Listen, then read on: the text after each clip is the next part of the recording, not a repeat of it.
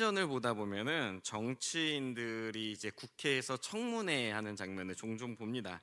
높은 자리에 오르려는 사람들에게 날카로운 질문들이 쏟아집니다. 그런데 곤란한 질문이 나오면 약속이라도 한 듯이 똑같은 대답이 흘러나오죠. 기억나지 않습니다. 잘 모르겠습니다. 그런데 이 장면을 보는 우리는 다 압니다. 저 사람이 정말 기억을 못하는 것이 아니라 정직하게 대답하면 손해를 볼까 두려워 입을 다물고 있다는 사실 말입니다. 답을 몰라서가 아니라 답을 말하면 일어날 복잡함을 알기 때문에 모른다라고 잡아떼는 것입니다. 정치적인 역학관계 가운데서 손해볼 말은 하지 않는 것이 요즘 정치 추세라 할 수 있습니다. 근데 오늘 본문을 보면요, 그와 같은 장면이 나옵니다. 예수님 앞에 서 있던 그 시대의 최고 종교 지도자들이 입을 맞춰서 이렇게 대답을 합니다. 우리가 알지 못하노라. 2000년 전 예루살렘 성전 뜰에서 그들이 던진 이 한마디, 그리고 오늘날 우리가 TV에서 듣는 지도자들의 태도가 전혀 다르지 않음을 깨달을 수 있습니다. 오늘날 정치인들에 대한 신뢰가 그렇게 높지 않습니다. 자신의 이익을 따라다니며 진실하지 않은 언행을 자의적으로 행하는 이들이 많다고 생각합니다. 그러나 성도들의 입장에서는요, 우리가 그들의 불성실을 지적하는 만큼 우리도 하나님 앞에서 그 성실함을 지키고 있는가 돌아볼 수 있어야 합니다. 세상 사람들은 정치인들의 언행만큼 하나님을 믿는다는, 교회를 다닌다는 성도들의 언행에도 관심이 많기 때문입니다. 이 시간 우리가 스스로에게도 한번 묻기를 원합니다. 우리는 하나님 앞에서 진실한 대답으로 늘 나아갑니까? 아니면 때로는 우리의 필요에 따라서 그 대답을 회피하기도 합니까? 마음으로는 이미 답을 알면서도 정직하게 내가 하나님께 나아간다면 내가 지금 붙잡고 있는 무엇인가를 내려놓아야 한다는 두려움 때문에 그 마음을 한편으로 미루고 주님 앞에 고백해야 할 시점에 글쎄요, 저는요, 아직 잘 모르겠습니다 하고 외면하는 모습은 없으십니까? 진리 앞에서 이의 타산을 계산하는 사람이 될 것인지, 아니면 정직하게 주님 앞에 온전하게 나아가는 사람이 될 것인지 오늘 말씀을 통해서 우리가 함께 생각해 보길 소망합니다. 자, 본문 27절, 28절 말씀 합독하시겠습니다. 그들이 다시 예루살렘에 들어가니라.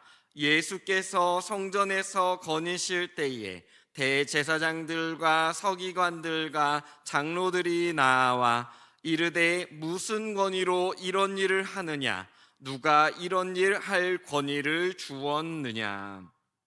자, 오늘 이 본문의 사건은요, 예수님께서 십자가에 달리시기 직전, 그러니까 우리 오늘날로 따지면 고난주간 가운데 있었던 사건입니다. 예수님께서 예루살렘에 입성하신 후에 성전에 들어가서 장사하는 자들의 상을 엎으셨습니다. 그리고 이 집은, 내 집은 만민이 기도하는 집이라 라고 선포하셨습니다. 성전이 어디입니까? 그 시대에 종교의 신앙의 중심지, 하나님이 임재하신다고 믿는 곳이지 않습니까? 그런데 당시 현실은 막대한 돈이 오가는 경제와 권력의 중심부였습니다. 상이 엎어지자 상인들의 원성이 빗발쳤습니다. 성전에서 먹고 살던 권력자들의 심기가 불편해지고 단단하게 뒤틀려졌습니다. 그 상황에서 대제사장과 서기관과 장로들이 찾아왔습니다. 이들은 당시 유대 사회의 최고 의결기관인 사내들인, 오늘날로 따지면 국회를 이루는 사람들이었습니다. 동시에 그들은 종교 지도자이기도 했습니다. 종교 지도자라 함은 그들이 하나님께서 기뻐하시는 일을 먼저 지도하고 앞장서서 행해야 하는 이들이었다는 사실입니다. 그런데 그들이 지금 어떠한 자세를 취합니까? 오히려 장사꾼들의 이권을 대변하고자 하지 않습니까?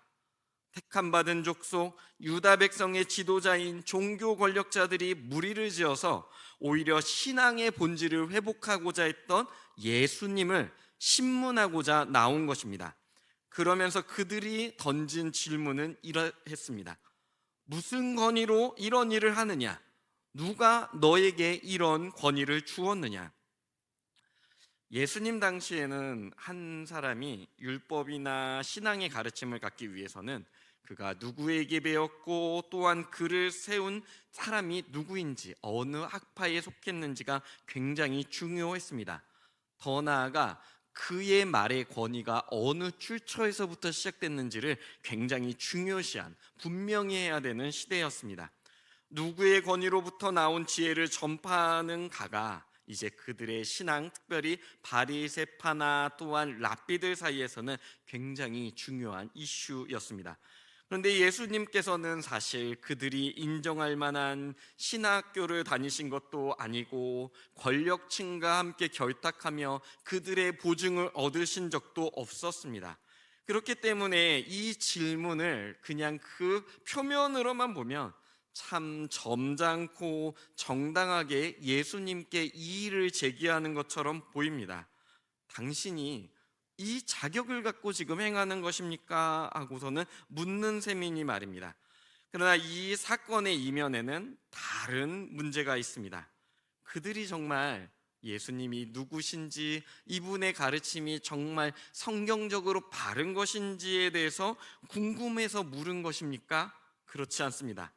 이 질문은 예수님의 정당성을 찾는 것이 아니라 그들 마음에 이미 예수님을 해치고자 하는 마음의 칼을 품고 던진 질문이었습니다. 예수님을 자격 없는 자로 몰아가며 무리 앞에서 그 입막음을 하고 자신을 지지하는 이 이권의 사람들을 대변하려는 의도였던 것입니다. 질문은 정당한 척했지만 그 마음에는 이미 답이 정해놓아 있었고 성전이 어떤 곳인지 알지만 이권 때문에 그 이권을 지키는 것이 더 중요한 이슈였던 것입니다. 예수님은 그들의 속마음을 아셨습니다. 그래서 곧장 대답하는 대신 도리어 그들에게 이렇게 질문합니다. 자, 본문 30절 말씀 합독하시겠습니다. 요한의 세례가 하늘로부터냐 사람으로부터냐 내게 대답하라. 언뜻 보면 예수님께서 질문으로 질문을 덮는 것처럼 보이는, 요즘 이거를 정치용어로 물타기라고 하더라고요. 다른 이슈를 통해서 저 원래의 본 현안을 희석시키고 돌리려는 이런 모습으로 보일지 모르지만, 그러나 사실 예수님의 이 질문은요, 그들의 마음을 비추는 거울과 같은 심오한 질문이었습니다. 자, 여러분, 그 당시 세례 요한, 그들에게 있어 세례 요한은 어떤 사람입니까? 400년간 말씀이 그쳤던 그 침묵을 깨고 광야에 나타나 온 백성이 참 선지자로 우러러 따르던 사람이 세례 요한이지 않습니까? 그리고 그 요한이 예수님을 만난 후에 그의 행적은 어떻습니까? 내 뒤에 오시는 이가 나보다 능력이 많으시다며 바로 예수님을 드러내는 일에 그의 후반기 사역을 집중했습니다.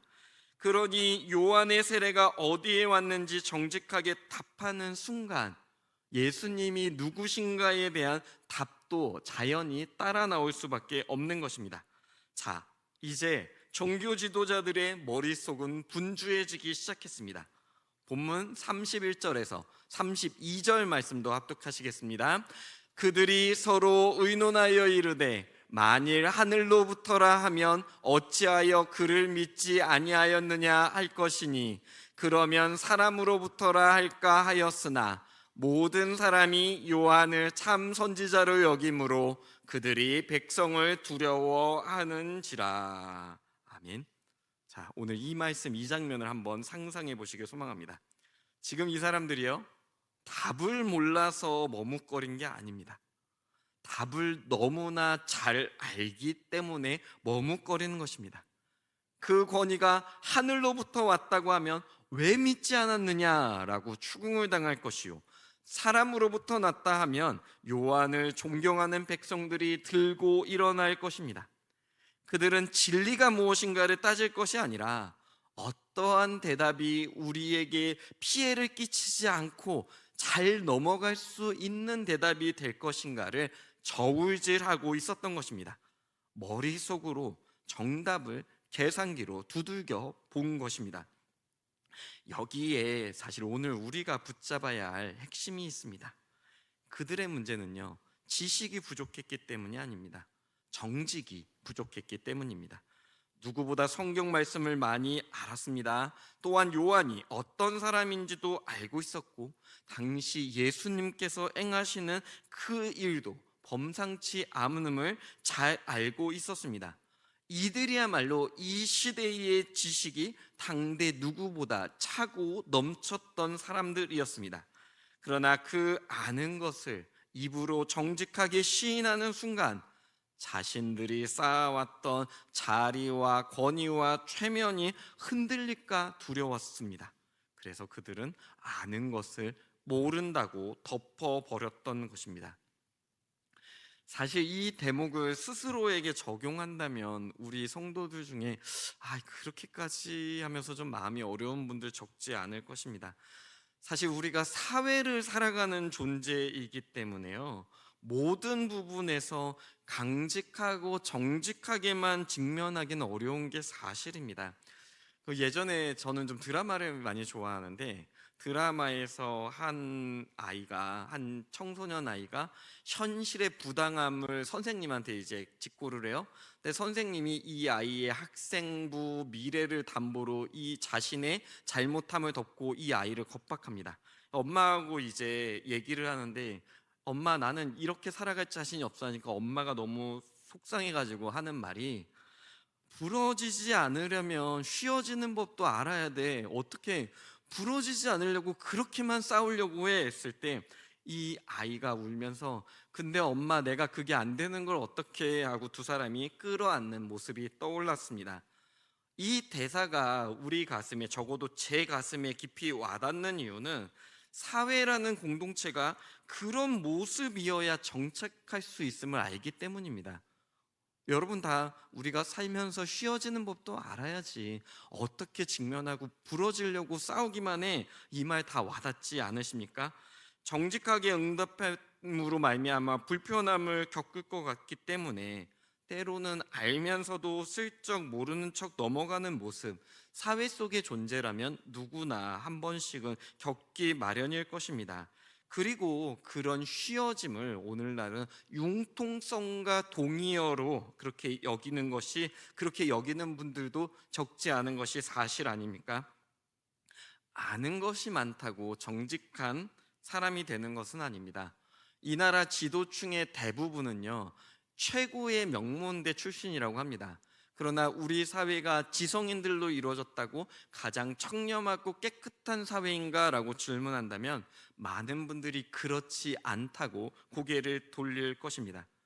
지식과 정직함은 비례하는 것이 아니기 때문입니다. 자, 그들은 어떻게 대답했습니까? 본문 33절 말씀 합독하시겠습니다. 이에 예수께 대답하여 이르되 우리가 알지 못하노라 하니, 예수께서 이르시되 나도 무슨 권위로 이런 일을 하는지 너희에게 이르지 아니하리라 하시니라. 한마디로 그들의 대답은 우리가 알지 못하니라 라는 대답이었습니다. 아마도 이 대답을 할 때 나름 함정을 잘 피했다, 이것은 더 이상 문제가 되지 않으리라 라고 생각했을 것입니다. 어느 쪽으로도 발목 잡히지 않는, 그래서 이대로만 밀고 가면 우리 정치 권력으로 말미암아 저 예수를 어떻게든 누르리라 생각했던 것입니다. 그러나 이 상황을 우리가 돌아보십시오. 그들은 그 순간 가장 중요한 것을 잃어버렸습니다. 그들이 처음에 무엇을 물었습니까? 당신이 무슨 권위로 이런 일을 하느냐라고 물었습니다. 그런데 그토록 알고 싶어 했던 그들의 질문의 답을 예수님은 끝내 말씀하시지 않으셨습니다. 예수님의 권위는 어디서부터 옵니까? 그 권위는 바로 하나님의 아들, 그리고 그 당신도 참 하나님이신 예수님께로 말미암는 권위입니다. 하나님께로 나오는 건의, 이 다른 이름이 뭔지 아십니까? 그것이 바로 진리입니다. 그러니까 하나님께서 나오는 그 진리의 권위, 그러나 그 권위 앞에 정직하게 응답하지 않는 자는 이 진리도 문을 열지 않음을 오늘 말씀은 보여주는 것입니다. 계산하는 사람이 당장은 자기의 자리를 지키는 것 같지만 정작 그 계산으로 말미암아 가장 귀한 것을 놓칠 수도 있습니다. 그들은 예수님의 참된 권리, 참 생명, 참 진리를 끝까지 알지 못한 채 며칠 뒤 그분을 십자가에 못 박는 그 비참한 악의 자리에 섰습니다. 자신의 이익을 지키려고 정직함을 외면했다가 참 생명, 모든 일을 구원하시려는 그리스도의 그 구원의 생명의 자리를 잃어버린 것입니다. 제가 섬기던 교회에 이제 한 청장년 성도님이 등록을 하셨는데 교회에 자주 얼굴을 비치시는 거예요. 얼굴도 너무 밝고 이 남자분이었는데, 그리고 또 이 교회 모임도 참 열심히 잘 오셨습니다. 근데 이제 담임 목사님께서 같이 다니는데 이런 말씀을 하시더라고요. 이렇게 열심히 하고 열어야 됐는데 왜 매년 세례를 안 받지? 이런 말씀을 하시는 겁니다. 그리고 담임 목사님께서 이제 세례를 얘기하시면 저희 그 당 가운데 이제 부목사님 한 분 계셨는데, 목사님 저희가 세례를 얘기하면 제가 아직 멀었습니다, 다음에 받을게요, 꼭 이런 식으로 외면합니다 말씀을 하시는 것입니다. 담임 목사님께서 겸손도 좋지만 세례가 얼마나 소중한 거야, 이번에 꼭 박 목사 잘 한번 권면해 가지고 올해는 꼭 세례를 받도록 이렇게 말씀을 하셨습니다. 처음에는 겸손인 줄 알았는데 나중에 보니까 그게 아니었습니다. 이제 어느 늦은 저녁에 청장년분들이 이제 저도 좀 막내로 잘 껴주셨거든요. 그래서 이제 커피숍도 가고 저녁도 가는데 그분도 같이 하다가 저녁에 이제 저희끼리 이제 둘러 앉았습니다. 차를 마시면서 그때 제가 수련 목회자였는데 조심스럽게 아니 근데 성도님 왜 세례를 안 받으세요? 하고 물어봤습니다. 정말 아직도 모르셨나요? 제가 볼 때는 성도님처럼 정말 그렇게 예수님 얼굴 가진 분도 안 계신 것 같아요. 근데 그분이 잠깐 생각에 잠기고 다른 분들이 맞아 하다가 잠깐 생각에 침묵이 흐른 후에 그분이 차분하게 이렇게 말씀하시는 겁니다. 사실은 제가 집안에서 아직 해결되지 않은 문제가 있습니다. 제가요, 우리 집안의 몇 대 장손이에요. 그래서 지금 부모님들이 매번 명절마다 집안 제사를 주관하길 원하시고 저도 집안의 갈등이 싫어서 이 제사를 늘 주관하는 가운데 있습니다. 근데 저는 아직 가족들과 갈등할 자신이 없어요. 이 세례를 받고 예수님의 사람이 된다는 건 제사를 등지고 이제 주님을 우선으로 해야 한다는 건데 저는 아직 그게 자신이 없습니다라고 이렇게 말씀을 드리는 것입니다. 이 순간 저는 깨달았습니다. 이분이 몰라서 세례를 미룬 게 아니라 어떤 의미에서 세례의 의미를 너무나 잘 알기 때문에 그 앞에 정직하게 직면할 자신이 없었을 것입니다. 그런데 그 밤 그분의 말씀을 듣고 또 이 많은 청장년들이 그분을 권면하고 또 이런 이야기를 듣고 하다가 그 해에 그분이 결단을 하시고 세례를 받았습니다. 그러니까 청장년들과 함께 나눈 그 따뜻함이 그분의 믿음의 결단이 됐던 것이죠. 근데 사실 저는 지나면서 생각해 보면 그분이 그때 믿음이 작았던 게 아니라 오히려 정말 정직하고 훌륭한 믿음이지 않나라는 생각을 합니다.